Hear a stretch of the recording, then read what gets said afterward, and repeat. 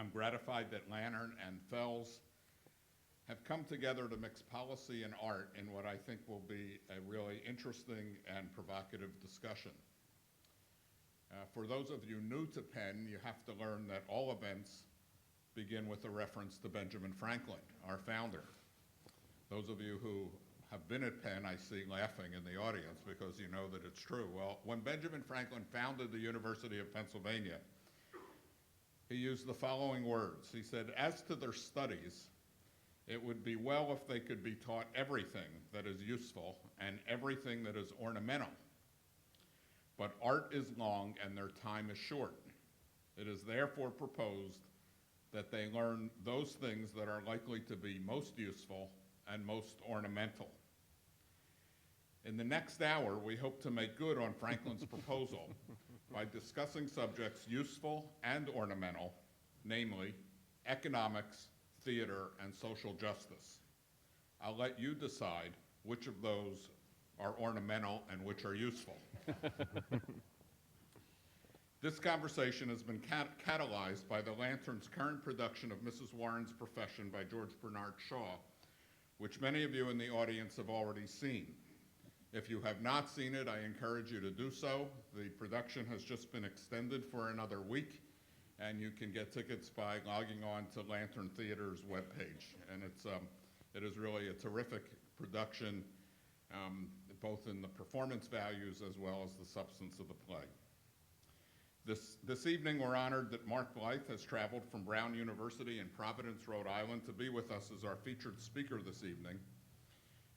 Dr. Blyth is a political economist whose research focuses on how people cope with uncertainty, how randomness impacts complex systems, particularly economic systems, and why people continue to believe stupid economic ideas despite buckets of evidence to the contrary. Dr. Blyth is one of the few people with more credentials than Benjamin Franklin. He's the Eastman Professor of Political Economy at Brown and holds a joint appointment from the Watson Institute of International Studies in the Department of Political Science. He previously taught at Johns Hopkins, the Copenhagen Business School, and the JFK Institute in Berlin. He did his graduate work at Columbia and his undergraduate work in Scotland. He's the author of several books, including Great Transformations, Economic Ideas, and Institutional Change in the 20th Century, Austerity, The History of a Dangerous Idea, and The Future of the Euro. He writes for both academic and popular publications, and when you log on to buy tickets for Mrs. Warren's Profession, you can go to YouTube and see Dr. Blyth's lectures as well on your computer. Charles McMahon arrived when he was 2 years old in Philadelphia with the proverbial loaf of bread under his arm, just like Benjamin Franklin. Charles is the artistic director of Lantern Theater, a company which he founded in 1994. He's directed over 25 plays at Lantern, including the acclaimed productions of As You Like It by William Shakespeare and New Jerusalem, the interrogation of Baruch de Spinoza at Talmud Torah Congregation 1656, by David Ives. He's been nominated twice for the Barrymore Award for Outstanding Direction of a Play, for Richard III in 2006, and for Comedy of Errors in 2004. Charles wrote Oscar Wilde from the Depths, which was produced by the Lantern last season, and he co-created the Lantern's production of A Child's Christmas in Wales based on the poem by Dylan Thomas. That play was nominated also for a Barrymore Award for Excellence in Theater and for the Outstanding New Play in 2014. Charles holds a BFA from the Tisch School at New York University. I thank you again for joining us this evening, and I'll turn the program over to Charles to moderate the discussion with Dr. Blyth.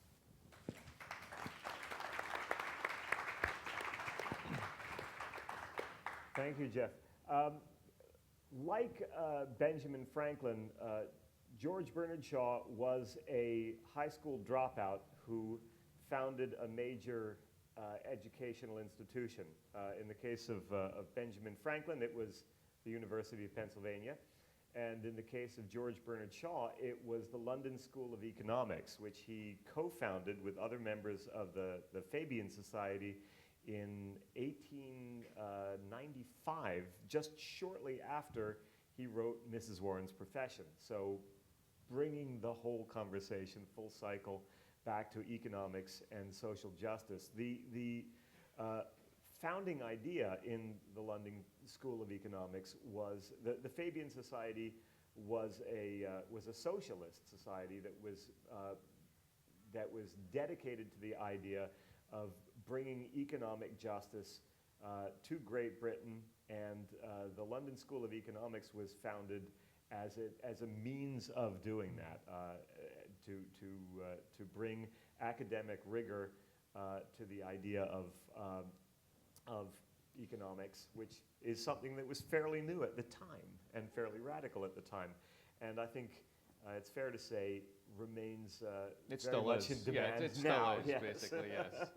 So the idea that we had in this, and the exciting thought in doing Mrs. Warren's Profession is, and in bringing Mark Blyth here, was to look at those elements of the society, particularly with regard to social justice and the relationship of labor and capital in Shaw's time to our own, look at what's similar, what's different, and what's happened in the meantime. And that's I think that's really our jumping off point.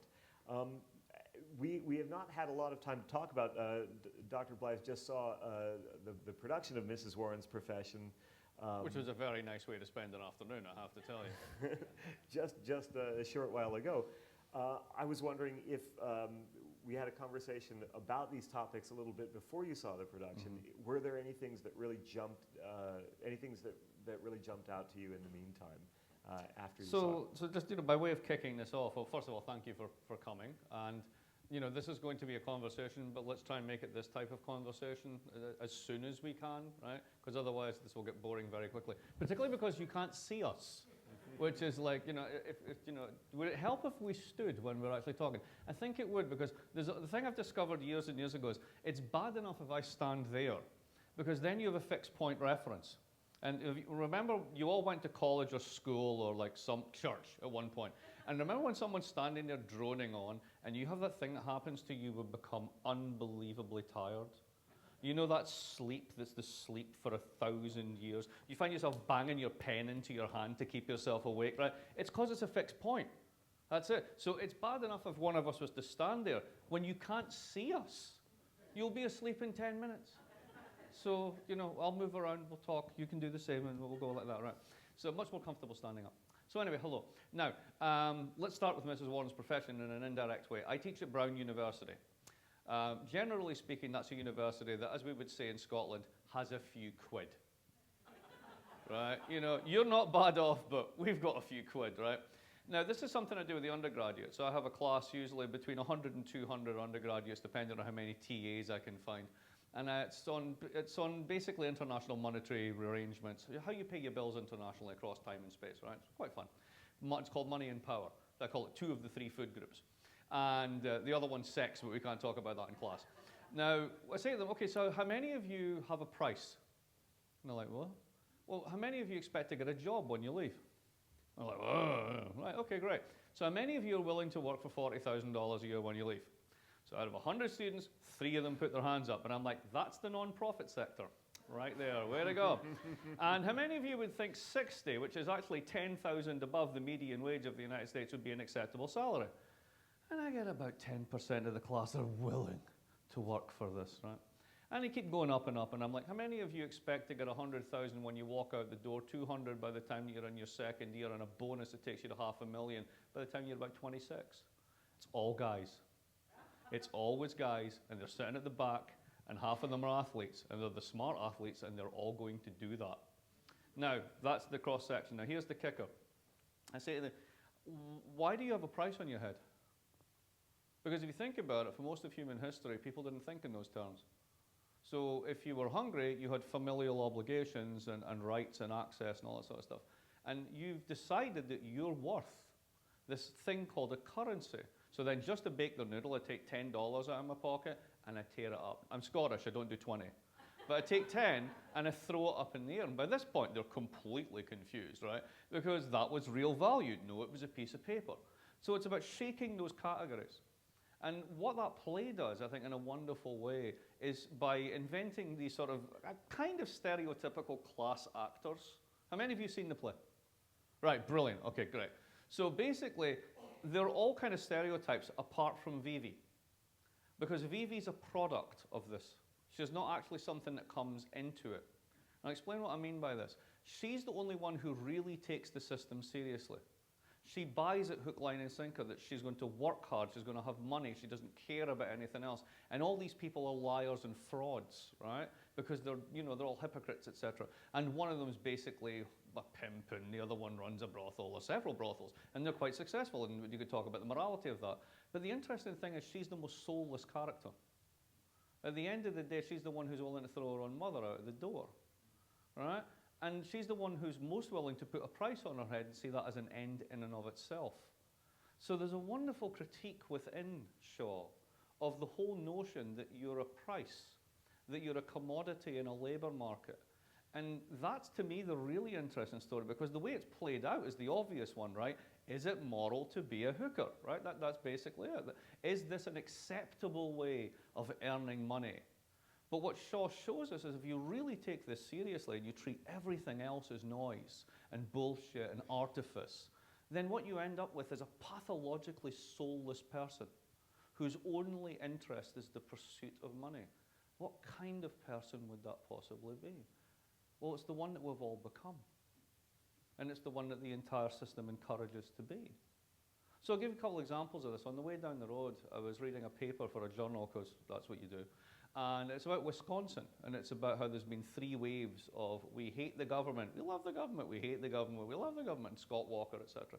And there was a wonderful quote from Scott Walker during his recall campaign, where he said, look at all these people outside protesting. They've all got pensions, they've all got security. You don't. Why should they have that and you don't? And no one thought for a minute, why doesn't everybody have that? Like, why is it you're setting one side against the other to do this? Because pensions are, in some places at least, considered rights, particularly if you've paid into them. Doesn't matter if the fund manager's stupid or people made too big promises. They're a right. And they're also a public good in the following sense. Imagine no one has pensions. You're back to the situation you were in the 1930s, and old people eat dog food in their retirement. Why does that help? It doesn't. So there's all the way through all this stuff, there's a morality about labour market exchange.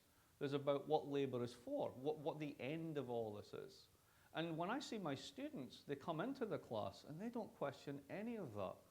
They all automatically and axiomatically have a price on their head and in their mind. Wow, that's amazing. And I think what Shaw tried to do, and what seeing this play again reminds us, is it's not just about how you earn your crust. It's the fact that if you take it really seriously, you kind of lose what it means to make you human. My opening thoughts. So I think by now we understand why we were so interested in bringing Dr. Blyth down here to talk about the economic issues of the play. Because the economic issues are human issues. They are, we'll both stand yes, up. exactly. Right. Otherwise it's going to get a little bit pinky and perky here. So these are human issues. And one of the great things to do from this remove of time, from the 21st century, is to look back at this era when this play was written and look at all the things that happened in the meantime that we take for granted, that are just built into the fabric of our everyday lives that weren't there, that were not there for the characters in this play. We've all, in some way, derived some benefit from the welfare state. That did not exist in Shaw's time. In Shaw's time, workers made anywhere from, in this play, it's 4 shillings an hour is the lowest paid worker, and a really well-salaried government worker might make as much as 19 shillings a week, which is roughly $96, $98, somewhere in that range, and with about that much purchasing power. How could people possibly live in these circumstances? Well, not very well. They would have to squeeze many people into small areas. If everybody's making $25 a week and it costs $200 to rent a tenement, then you have to have at least 8 of them living there in order to pay the bills. And if you want to eat anything, you're going to have to squeeze in a few more.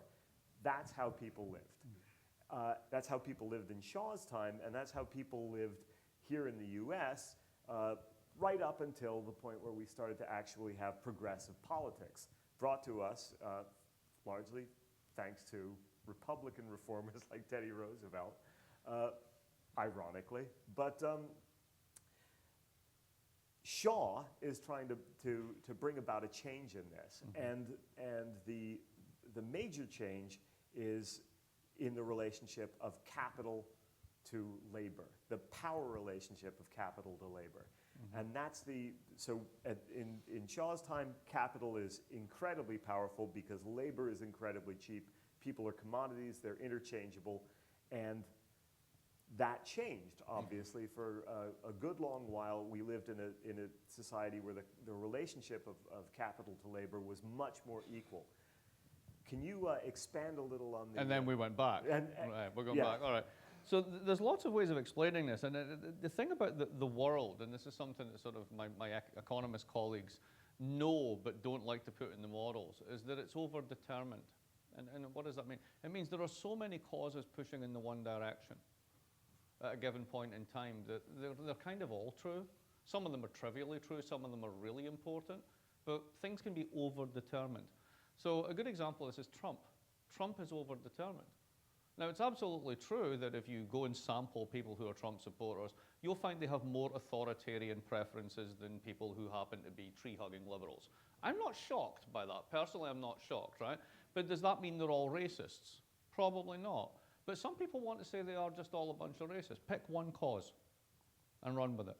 But then there's the economic explanation. 30 years of declining real wages, the gutting of the heartland, the end of manufacturing surpluses, blah, blah, blah, blah, blah. That's true, right? Well, not if they're all racists. You know, you have to pick. Well, we don't have to pick. I mean, sometimes things are pushing in the same direction, either for good or for bad. Now, you know, let's go back to this for a second. Ever heard of an economist from the 19th century called David Ricardo? Right. So David Ricardo wrote about sort of the political economy of his time. And Ricardo basically came up with the following amendment to Smith. It's not just individuals trading in markets. There are actually what we would call classes.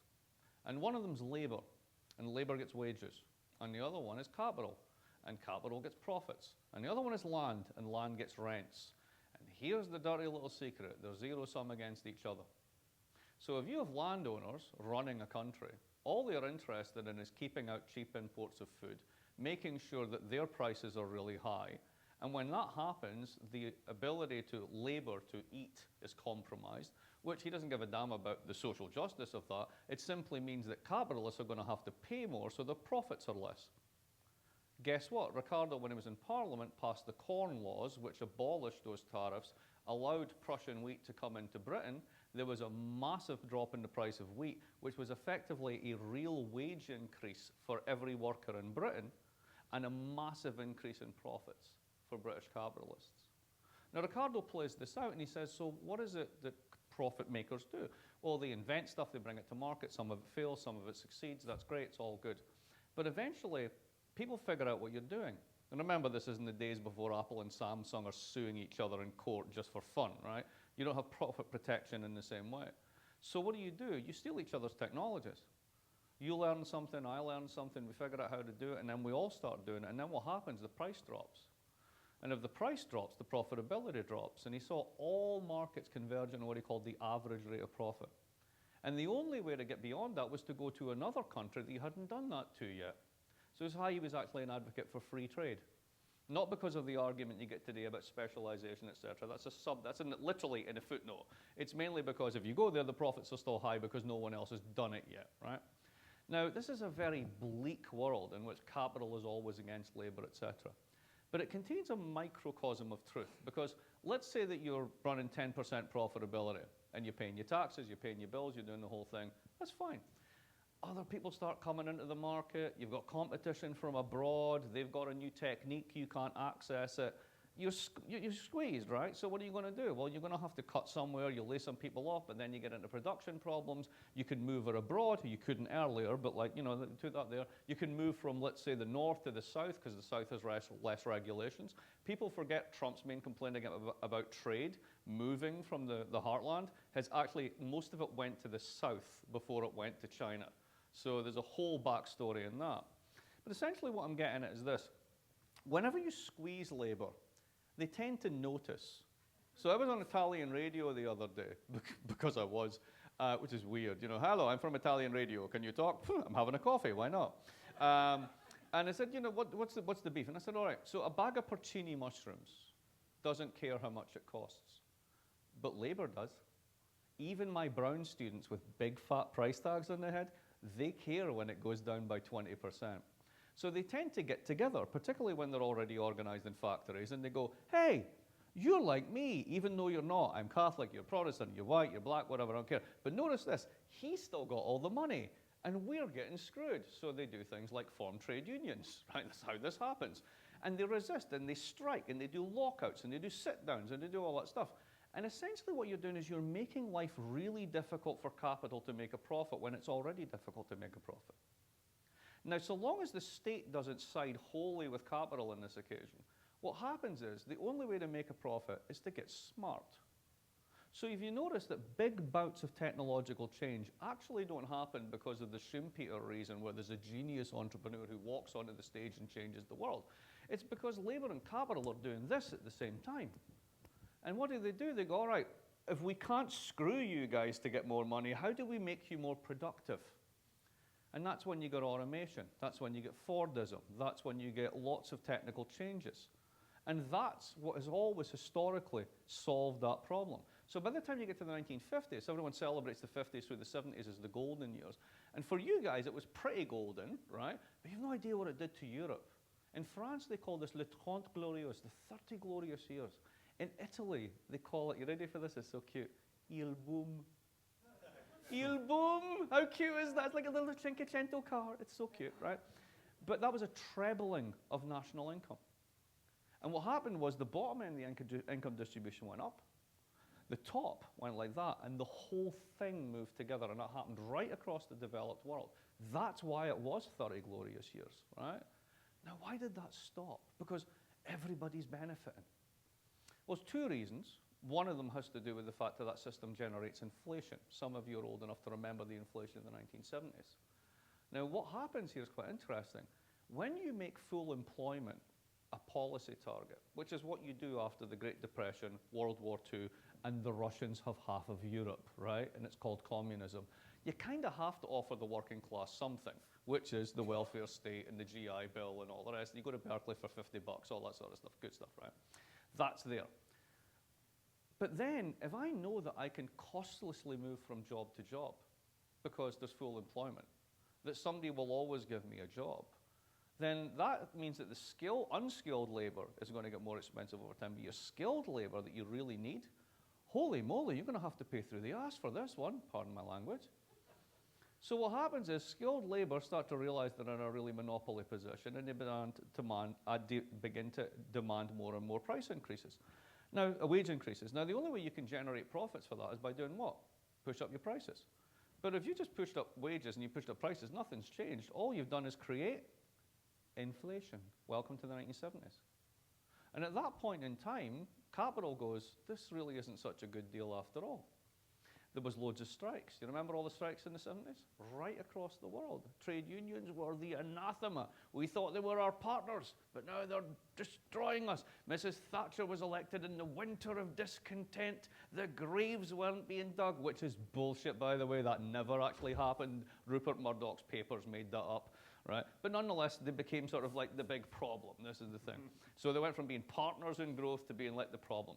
So what do? You basically kick your unions to death, which is what happened in the United Kingdom, the United States, and quite a few other places. Not so much Germany. We can talk about why that happened if you're interested. But you reduce the power of labor. And then something else happens. you can finally globalize. See, all the time that you can force them by doing a sit-in to renegotiate, to increase productivity, to put in more equipment, to change the production process, to do a technological fix for growth, is only possible so long as I can't go.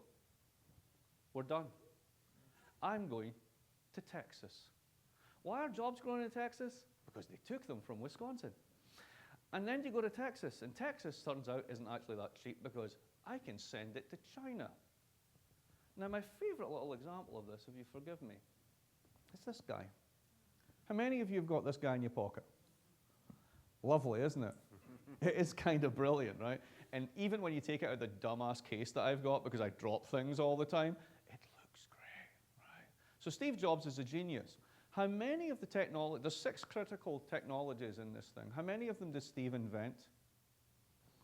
0. Do you know any of them, sir? You seem to know this story. Touchscreens, exactly. Who invented touchscreens?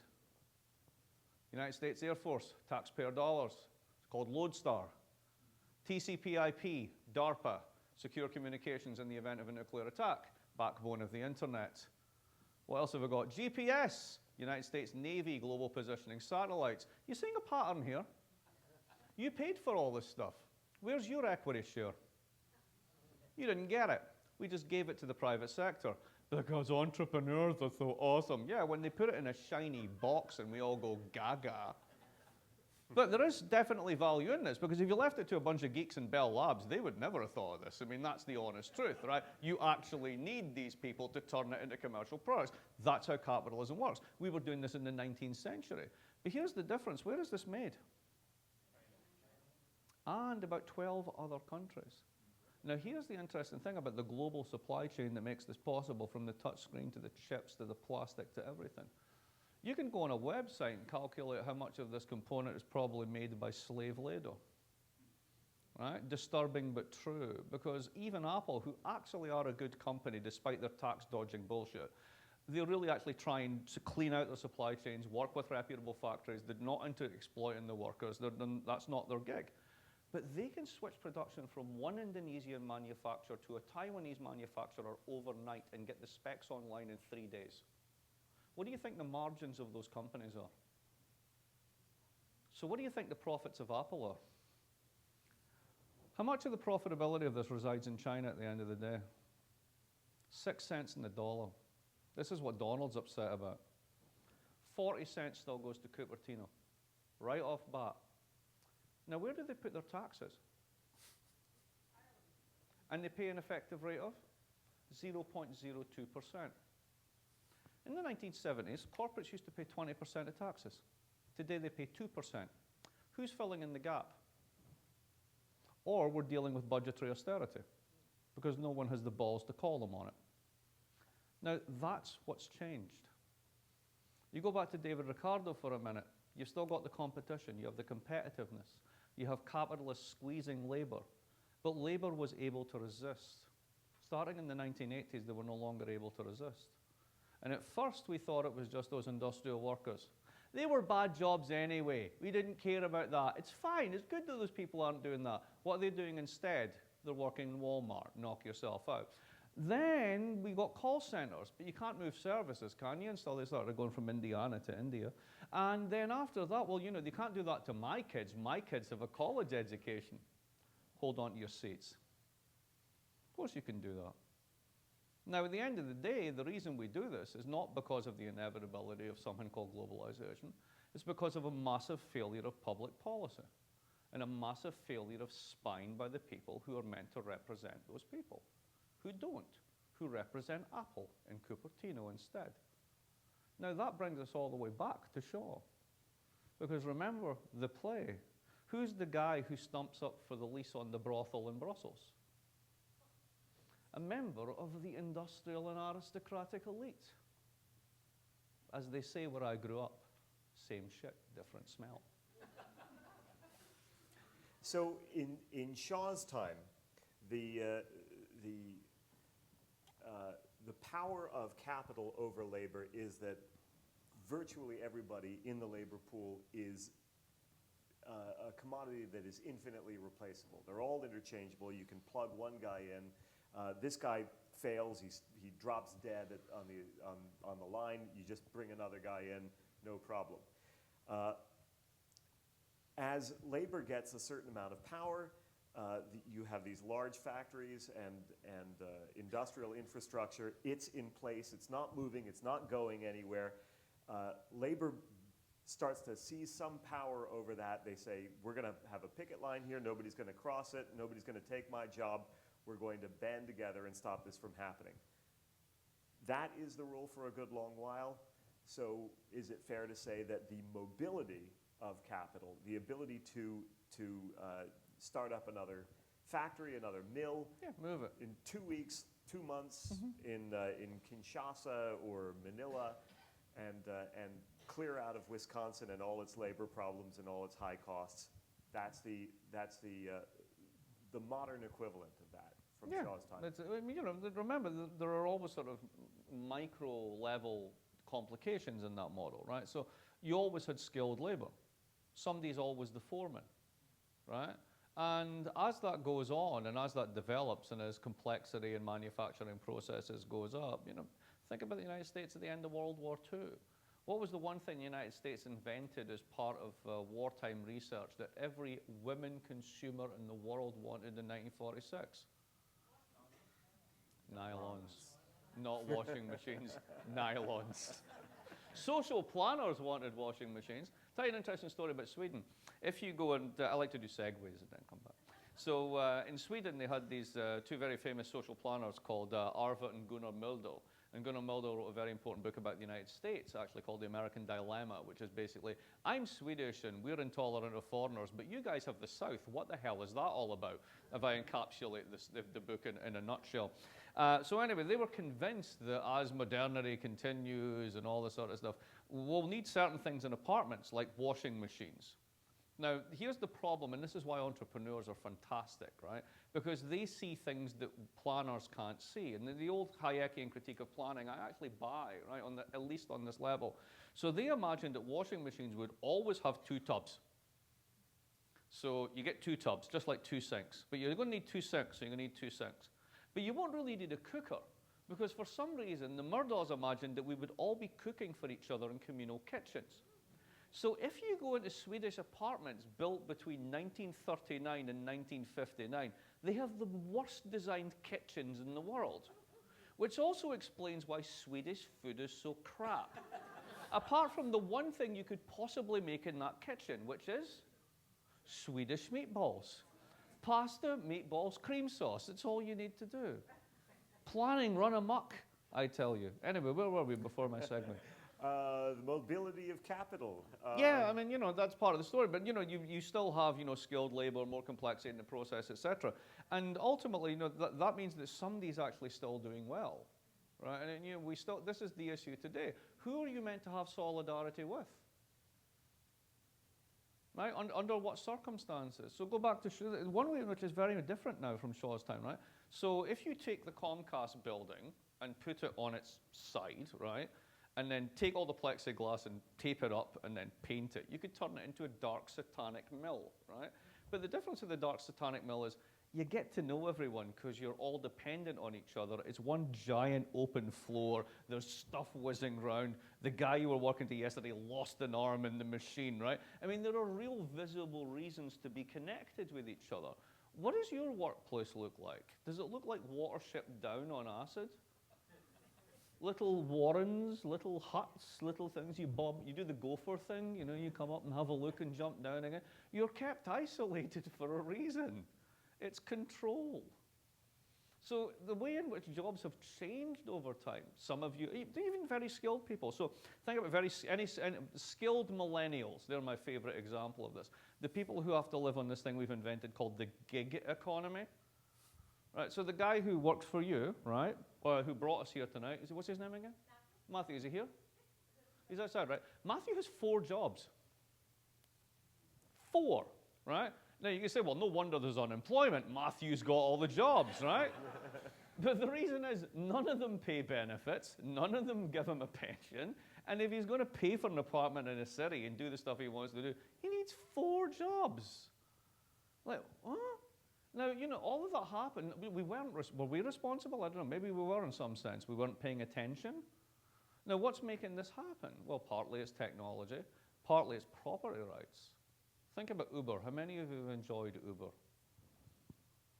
I love Uber. I love Uber because taxis are horrible. And the reason taxis are horrible is because it's all about monopoly control of the medallions. And the people who have the medallions bolt them onto shitty cars that never get cleaned, and they run them into the ground using immigrant labor usually as cheaply as possible, exploiting them ruthlessly. So in a sense, if you're actually into labor rights, you might like Uber. Now it's a weird thought, right? But they don't get any benefits. Well, trust me, neither's the guy from Somalia. That's not happening either, the guy in the cab. It's just that it's less visible. But there's a dark side to this. And here's a story with Uber that I heard. And I'm saying this is a story. I was not in the room, simply telling you it's a story. When they were doing the fundraising, they went around, you know, all the venture capital people and funds and stuff. And they said, you know, this is our presentation, this is what we're going to do, this is what the app does, it's going to destroy it's basically disintermediating taxis, right? I mean, it's fantastic. And anyone who's had a bad taxi ride is like, yes, just give me this now, this is awesome, right? You mean you'll actually turn up at 6 a.m. when I need to go to the airport? I won't have to call 4 times, right? I mean, we've all been there, it's brilliant, right? And the guys getting the presentation, they said, well, you know, what's the share? What do you guys get, and what does the drivers get? And the drivers get 30%, but you get 70%. I was like, whoa, I mean, that's amazing because, you know, I mean, how much do you get the actual fare? He said, well, there's the fare, but then there's also this, and he builds this whole thing out. And it's like, oh, okay, fair enough. And then he said this, but we're going to take them down to 20. Well, why? Because we can. Now, at that point, the guy I knew in the room was like, thanks very much, we're not buying, right, and left. Or at least that's what he tells me. I bet he's invested up the wazoo, right? But in such a world, right, what are you doing? You're creating that world of Ricardian competition. Now you say, well, Lyft's going to come in. Lyft's going to come in and they'll give you better stuff, right? Come on, you don't have Lyft on your phone. It's bad enough setting up one account. You can't be bothered doing the other one. So, you know, our own laziness and our own lack of thought is creating the conditions in which the gig economy can flourish. And because it's happening to people who are younger than us, who are not our children, we care in the abstract.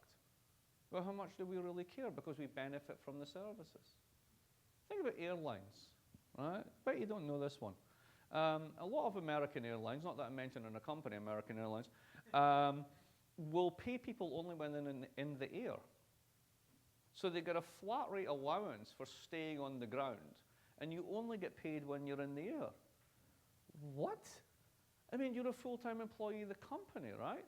Well, yeah, but that's why you can fly to Paris for $600, and you do.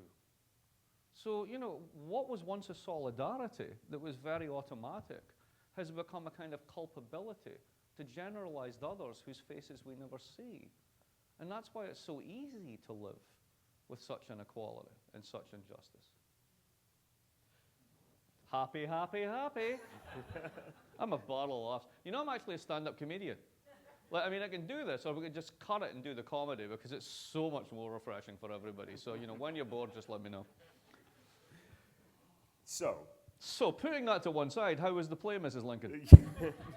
Well, the play is all before the welfare state. Shaw is pushing for, hoping for, lobbying for, working for the creation of a welfare state.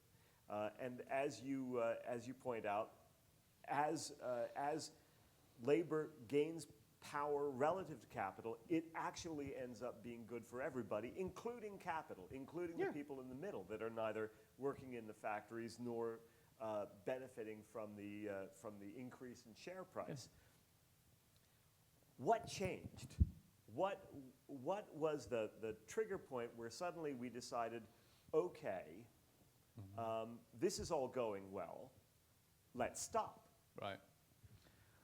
Well, I don't think there was any one point. Again, it's overdetermined. There's lots of things going. Partly the inflation in the 70s, right? You know, I mean, on the one hand, it was great. I mean, if you were old enough to have brought out a mortgage in the 1960s, you're probably paying around 5% on a 30-year fix.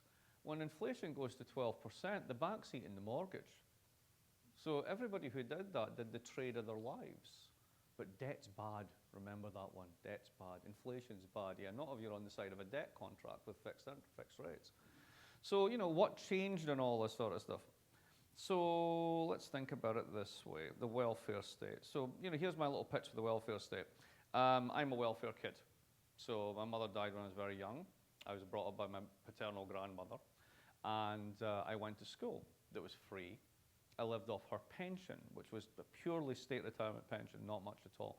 My father was around, but he was an alcoholic asshole, so occasionally we got handouts, and that was pretty much it. It's all true. I mean, that's it, unabashed, right? And I went to school. I was smart enough to date middle-class girls because they went to college. And they smelt nice, and their brothers didn't beat the living shit out of me. So I thought, there's 3 signals I can go with. So I was always fast that way. And I learned that there might be something else other than the army or prison, which is where most of my ilk ended up. Now, I ended up being an Ivy League professor, so I'm the greatest example of intergenerational mobility you will literally ever see in your life, right? And because of that, I have paid more in taxes in 1 year than it cost to educate me for my whole time in school. That's it. That's all you need to say. This is what this does. It literally pays for itself. What you're doing is you're socializing the costs of skill formation. Firms don't have to pay it. Cut all that away, try and find skilled labor. Well, you can import it. Turns out we're a bit funny with immigration these days, right? So how else are you going to finance this stuff? There are certain costs that sensible societies socialize. How much do we pay as a percentage of GDP in healthcare? 17.9. How much does France pay? 7.9. Are the French dying at the age of 40? Mais no, that is not happening. So where's all the money going? Well, let's think about it. It's a bit like letting the casinos run the government of Las Vegas. You've got health insurers who are publicly traded companies. What do you think's going to happen? I mean, there's certain low-hanging fruit here, right? But we seem to be unable to grab it. That's the politics of it. So partly there's those sort of things. Something else that has definitely changed in this is the whole ethos of what corporations are about. So the whole notion of shareholder value, you can actually trace this to a paper done by a guy called Jensen in 1965. And what he basically says is this whole notion that Kodak owes something to this whatever town in upstate New York because it just happens to have its buildings there. Corporations are nothing more than collections of assets. Even the workers are just assets because they have skills and you can bring them in and bring them out. So surely the best way to think about a corporation is that it's a collection of assets which can generate an income. Now, it has a fiduciary responsibility to its shareholders to produce that income.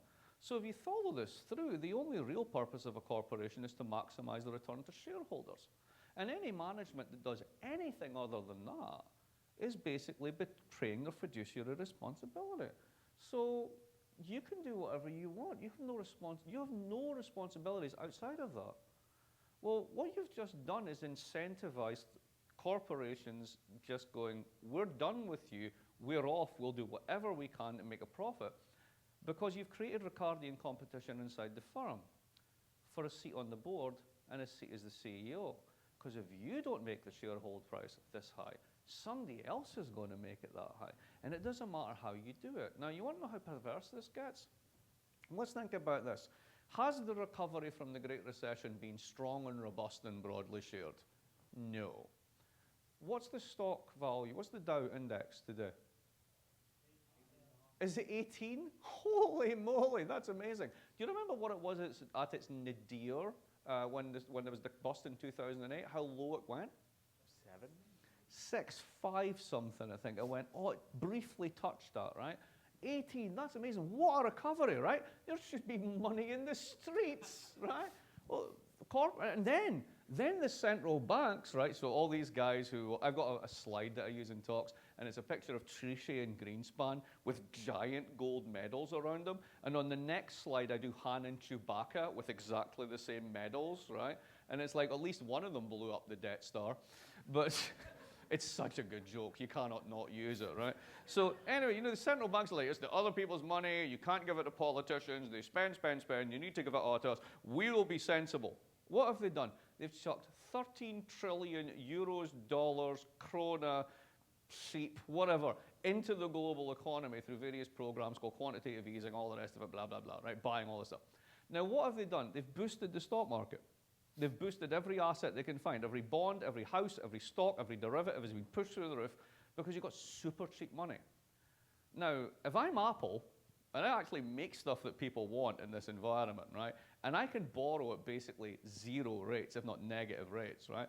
What's my incentive if the only thing that matters is the value of the company's stock? Let's go out and buy the stock. And what have we been doing? We have this puzzle. You pick up the paper like, investment's falling, but money's cheap. Why do you think that is, Bob? I don't know, Dave. What do you think? Well, why don't we think about this rationally? They've been buying back their own stock because that way the share price goes up and all the people at the top basically take profits. Welcome to the real world, Neo. Now, once you've incentivized people to do these things, it's very hard to actually unwind that, right? Because some people are making real money. And some corporates have absolutely no social responsibility towards anything or anybody, and that has actually been enshrined in case law in this country when it's been contested. So what's changed? That's changed. Because you know what? The mill owner at least had a 50-50 chance of having a social conscience, of actually being Owen rather than Ricardo. There was a chance. Now it's illegal for them to do that. That's an incredible shift. Do you want to come in? Let's bring some people into this. That's good, because usually they start as comments and end up as questions. Oh, no, the other way around. That's it.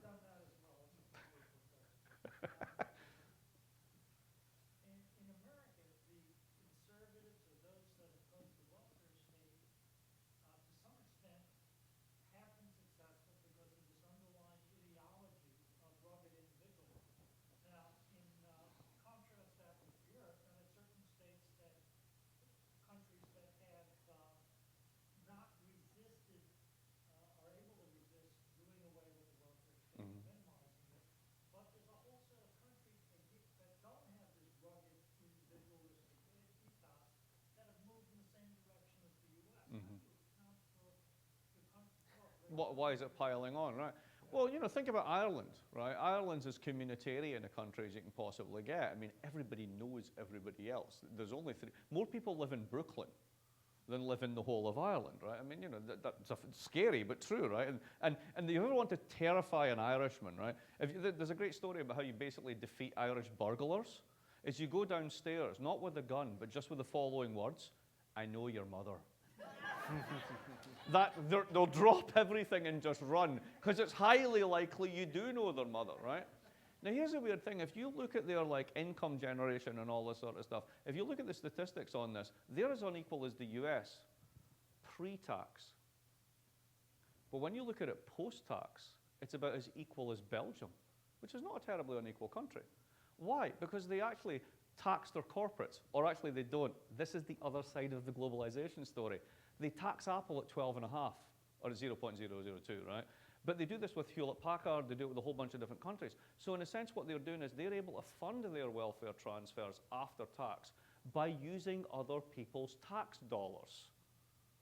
So that's one of the ways in which you can play this game. You can be unequal pre, but equal post. There's other countries that have historically, I'll give you another example on this one. I know you're there, sir. France is a fantastic example of this. Now, you know, every 6 months, if you read the Financial Times, there's a big, big piece on why France is about to collapse. Now, the British press have been producing this for 700 years. So you should probably, you know, discount it at this point, right? But France actually has very high labor productivity. If you look at the international comparisons on this, they're usually second or third. And in fact, until recently, the country that had the highest labor productivity in the world were the Swedes. Go figure. I know it's long nights and all that, but go figure, right? So they're actually quite productive. And the way that they choose to spend the productivity is by working less hours, which means in a per capita GDP sense, they earn less money. But then they don't have to hire a nanny to pick up their kids because they can do it themselves. I mean, go back to Shaw for a minute, right? It's not about the morality of what you do. It's what you do with your morality. What are you doing when you're chasing constant GDP growth? Right? And that's essentially where we've done this, and we're driving some parts of the world that way. But when you look into the details, there are other parts of the world that look superficially similar, but actually in practice are actually quite different. Now, you know, whether that goes to not being rugged individualists or whatever, I'm quite willing to entertain the possibility the French are not rugged individualists. I'm willing to entertain that possibility. More sort of like devastatingly handsome individualists occasionally. But yeah, I think there's something more than that going on, and it goes back to that thing called not having a catastrophic failure of public policy. Because they didn't. That's basically it. Gentleman there. Awesome, yeah, I mean, after a while, it gets you in the glutes. That's where it gets me. It's just like, oh, God. So you're talking about Apple goes to China, Pakistan, wherever, more to Mexico. Mm-hmm. So these jobs that I consider semi-skilled, I just disappear completely. What do we have? Lawyers and McDonald's. Yeah, and not, well, you know, well, just the old line about Pennsylvania, you got two cities and something in the middle. I'm not sure about lawyers, but it's quite possible that you can, with the right innovation, can replace all those McDonald's employees with robots. It doesn't take anything to take an order Yeah. and So then the credit card. so the question then becomes about who owns the robots. I mean, if you're going to go down that road, ultimately this comes to a question about who's going to own the robots, right? So I mean, just to riff off this for a second, because I think there's a really important point in what you mean. So well, let's bring the election into this, right? So, you know, they're running neck and neck in the polls, right? Now, here's my short version as to why this works. Because politics is about narrative. It's not about facts. Facts are annoying. Facts are inconvenient. Global warming, great example, right? So here's Trump's narrative, and it's not wrong. There's a guy called Gary. Gary's 29 years old, and he's a skilled electrician, and he works in Gary, Indiana, in a big plant. It's 1989. It's the end of the Cold War. It's a bright new dawn. And 5 years later, the plant shuts down. So do all the parts suppliers, because they were all contingent upon the plant. And basically, the entire city takes a massive income hit, and unemployment goes through the roof. Well, being a rugged individualist, he doesn't care. He's never been unemployed. He'll get another job. And all the politicians that came through last time said there's going to be retraining, and he can be a computer programmer and all that. And maybe Gary could. I mean, his 49-year-old co-worker probably couldn't, but maybe Gary could. But guess what? They actually were more interested in tax cuts, so that didn't happen. So he bootstrapped himself into a job, and he got a job in a call center. And as I mentioned earlier, 5 years later, that call center went from Indiana to India. And now Gary works for the world's largest employer, which is Walmart, for $11.62 an hour, when he started off at double that when he was half that age. And every day he reads in the paper how he's about to be replaced by a robot, along with all of his mates. And the people who are super excited about this are Wall Street, the people who got all their assets bailed out when there was a crisis. And then the governor of his state stuck it on him because there's a budgetary austerity, you need to cut spending. So you bail out the people with assets and incomes and then stick the cost on the public budget by slashing it. You think people can't figure this out? Now, some of that's true, some of that's not true. That's an entirely fictional character, but I completely enraptured you with that, didn't I? Now tell me Clinton's narrative. Before you get to questions, sir, tell me Clinton's narrative. You can't, can you? That's why it's running neck and neck. Because he's tapping into something very, very real. And what exactly are me and my class offering in exchange as an alternative? I don't even know what it is. Sir? Would you comment briefly about the model in Sweden and the semi-welfare state, and what are the advantages and disadvantages, and how palatable would that be for the American psyche? Sure. So Bernie, St. Bernie, he was very fond of Denmark, which is kind of like Sweden, right? A bit more flexible. The main downside to Sweden, and I wrote half a book about Sweden and I spent time there, is it's really boring. God, is it a boring society? Because everything works. I mean, everything works. I mean, it's just like, they all deny they drink, right? And then you go down, but I went to Södermalm and there's like half a mile of pubs. How would you explain that? Finns? Oh, nice to be racist about it. That's great. How do they do it? Here's the misconception about all these big Scandinavian welfare states. They charge amazing amounts of tax, right? I mean, they really tax, right? But here's the weirdest thing, and I swear to God, my mother's grave, this is absolutely true. Guess what the most popular government institution in Sweden is year after year after year in surveys? The tax office. Could you imagine that here the tax guy is the most popular part of the government, right? Now, how does this happen? It happens because they're actually a public service agency. They employ people who can actually spell and don't salivate and try and kill you. They pay decent salaries. But most of all, they actually try and tell you where the taxes go, for real. So if you want to rent out your place on Airbnb, in Sweden, there's actually a form on the website for doing it. They facilitate it. Don't say you can't do it. Just say, we do it, this is it. Do you want us to keep track of these details in case there's a problem with the person who rents as a third party? Yes or no, you can choose that. So then they pick it, and then you pay your tax on it, right? And then you can go to another part of their website, and it says, this is how much we're taking in an Airbnb in the year. This is how we spend our money. It's all interactive spreadsheets. And like, you can figure out where this is going. And the entire government works on it. You don't get it unless you pay for it. Now, if you want to have world-class education, world-class healthcare, if you want to have a compressed income distribution, if you want to have a lack of violence in the streets, you have to pay for it. Now, here's the thing. We hate paying for stuff. Now, whether it goes back to the fact that it's like individuals we don't never see or whatever it is, right? We have been skimping on the payments for a generation. Taxes have gone down and down and down and down. And then you get the refrain on the other side. 57 million Americans don't even pay any taxes. Remember Mitt Romney's famous thing? How about we start with you, Mitt, you shit? You pay 15%. I pay 33%. What's up with that? When you take his tax trust shelters into account, he pays single figures. The man wants to be president with a straight face. I'm paying 33%. Kiss me. This is ridiculous. But we're all at it. Every single one of us will try not to pay our taxes. How do you generate Sweden if you have a population that simply refuses to pay but wants to consume? But what about the accumulation as well? In what sense? If your tax rate is so high, what opportunities do you have to accumulate capital? Well, here's the difference. The serious point on it. The richest people in Sweden were the Wallenberg families, and they were rich all the way through. They paid no taxes. Very similar to here. Rockefeller Foundation, which is the sink for the Rockefeller family, in 1971 paid $71 in taxes. So just as Mitt and Romney and I have a relationship, you all have a relationship with people like this. And the reason is income and wealth are actually quite different things. Income is made from paychecks and is taxed as paychecks. Wealth is made from capital gains. And these can be made in stock markets, they can be made in real estate investments, they can be made in currency swaps, and that's real money.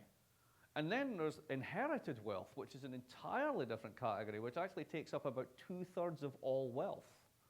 So when we really talk about wealth, we really have to separate that from income.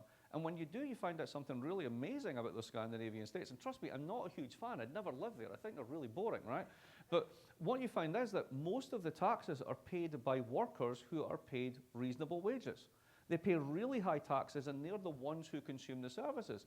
The Wallenberg family paid no tax and also sent their kids to Harvard for money. See, the thing is, the rich at the top, the really top, they always have an exit option. It's called cash. And that's what happens when you liquidate wealth.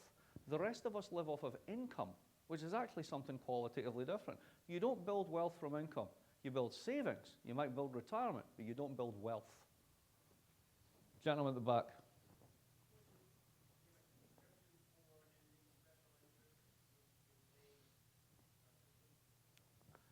Well, I don't know, shooting lobbyists. That just start there. Well, I am being facetious because it's 7 o'clock. But the way the Germans controlled inflation during the war was quite amazing. So despite the fact the Allies had carpet bombed them and like they were losing and they had no food and all that sort of stuff, right until the end of 1944, there was no inflation in the German economy. You know why? They shot you if you raised prices. Now, again, the point I'm making is public authority matters, right?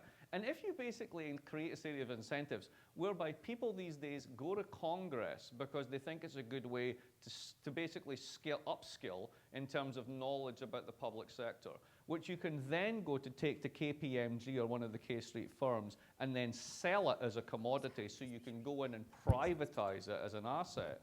Well, that's all the wrong incentives going the wrong way. The problem is not lobbying or special interests. Special interests are democracy, right? It's the fact that we've actually managed to create this wonderful revolving door whereby the public purse is a thing to be expropriated by people who do this as a career. And that's where I'm very much on the populist, if not Tea Party side of the critique, in terms of what's happened to professional politicians of both the left and the right. They're disgusting. Then,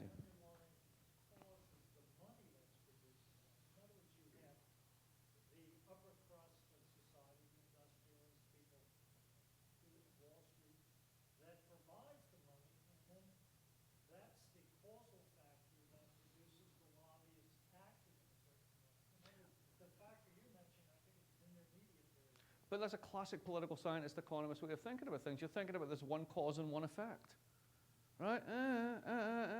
It's called a classically large endogeneity problem. Because one thing's causing something else doesn't mean it can't be causing something else at the same time, unless you insist logically that it can't, right? So here's my incentive, right? I'm the Pope. Let's take this completely out of capitalism for a minute, right? I'm the Pope. I'm losing members. Now, I represent doctrine. The hardcore would call it dogma, right? I believe this to be the truth. Any Catholics here? Right. What do we call the main profession of faith in the middle of the Mass? You don't even know. The Credo, exactly, thank you. Which comes from the Italian credere, which means? I believe. Belief. Faith. You're meant to believe this stuff, right? So here's the deal. All my predecessors have said, gays, you're going to burn. Women, you can't be in the church. Women, know your place. Did I say gays already? Right, exactly. You get the picture, right? I'm losing members. What are my incentives? Everybody loves Francis. He's such a different pope. Now, is that because he really has had a crisis of faith and he's changed the belief, or has he got a crisis of membership and he's following the incentives? And also, well, he's a Jesuit. I was raised by Jesuits intellectually, which means I don't believe in everything and I fear nothing. So, one more and then we'll go. Started this evening by talking about Shaw and the Fabians. What was it in the Fabian platform specifically that they wanted, and is any of that transferable today? The Fabians, I think, were a fantastic success for their mode of engagement with politics, less than what they wanted. What they wanted, they got, but they got because of a series of accidents, namely World War I, the Great Depression, and World War II. Because at the end of that, you couldn't turn around to the working class and say, right, you, back to the factories, go on, get in, you got no rights. No, there was communism, there was an alternative. It was called, be nice to us or we'll shoot you, right? And that was happening all the way through Europe at the end of the war. So up against the wall, you can make them, conform, right? That's it. So they got lucky. But what was more important is the whole notion of Fabian. So Fabian was, of course, a Roman general. And the Roman general's strategy was, I don't fight wars of position. I fight wars of movement. I'm constantly shadow boxing. I'm looking for the southpaw. I'm always on the back heel. I'm on the back heel and then I'm going forward. I'm making you off balance. And what they did was to apply that to the way you do politics, which is something, again, that I think particularly the Democrats have forgotten. That what you do is you don't go head on, you go around the side and you sucker punch them, right? You learn where their weaknesses are and you exploit them. And the very last thing you do is get into a pitched battle against the superior force, because you will always lose. That's what Fabian taught the military. And what Fabianism taught politics was the inevitability of gradualness. These tiny little steps that accumulate, and one day you wake up, you're in a very different place because of all these tiny things that have happened. What's happened here has been our Fabianism done by the right, where we'll have a little bit of this, and the government's too big, and unions are too powerful, and and one day you wake up in the gig economy, you spent $70,000 on your education, and you've got 4 jobs, and you're going, what the hell happened? And you're looking at a bunch of people who voted for all that, which is us lot, well, not actually us, but our demographic, right? And they have every right to say to us, what the hell did you do? Could they have done that without racism, without appealing to? Probably not in this country, but Thatcher managed to do it with only a tiny bit of racism. Mrs. Thatcher. Oh, right? You know, so it's not just, this is why I have real problems with the Trump guys are all racist. This is just dog whistle politics. This is the Southern strategy reinvented, whatever. No, there's some of that, of course, that is endemic to the American political culture, right? But it's not all of it. You know, I don't know. I don't know. And I don't know if you'd be any more progressive in the absence of that. That's a really interesting question. So as we inevitably draw toward a close, I think one of the things that has emerged from this conversation organically is the overwhelming importance of narrative in political culture and in the movement of history. One side creates a narrative that's compelling, that seems to have some kind of emotional currency. If the other side can't match it, or can't fight against it, or can't create a counter-narrative that's equally compelling, then they get wiped out, even if they have facts on their side, even if they have the truth on their side, even if they have buckets of evidence And on their side. what did Shaw create? Shaw creates narrative. That's why we're still talking about a play that was produced all those years ago, because it's the narrative that matters. He's showing us things through narrative, not through the deck. Under my administration, 7.2%. Nobody cares. Nobody cares. They care about the story, because we feel politics. Well, that's a perfect note to end on. So, once again, thank you very much to Mark Blyth, and thank you very much to the Fels School of Government here at the University of Pennsylvania. And go see Mrs. Warren's Profession.